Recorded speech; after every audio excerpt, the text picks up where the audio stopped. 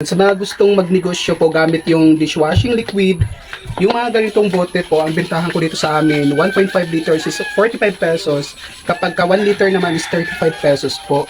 Parang hindi naman actually business yung habol ko dito, kundi pang personal na gamit. Kumbaga, yung ibang binibenta ko dito, parang ambag lang kami sa pagbili ng dishwashing liquid. 18 liters, kaya marami yung nagagawa natin. Tuwing nauubos to, lagi akong bago pa maubos, nag-order agad ako online. Kasi nga kung ikukumpara natin sa ibang panghugas ng plato, sa dishwashing liquid, mas marami ka kasing magagawa dito.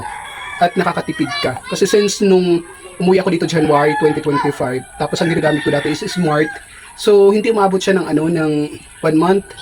Tapos magkano din yung bili ko doon? Eh since araw-araw tayo naghuhugas 3 times a day pa. So maaksaya talaga. Kaya nung napagtanto ko na mayroon namang nabibiling ready-made or tubig na lang yung ilalagay mo, tapos may panghugas ka rin ng plato. Kaya sa mga mommies at daddies na gustong magtipid or gustong magnegosyo, rin-recommend ako na mag-check out kayo nito dyan sa Yellow Basket. Mayroon itong tatlong sizes na pwede nyo pagpilian. Yung 3.5 liters, tapos 6.5 liters at 18 liters, which is ito yung ginagawa ko ngayon.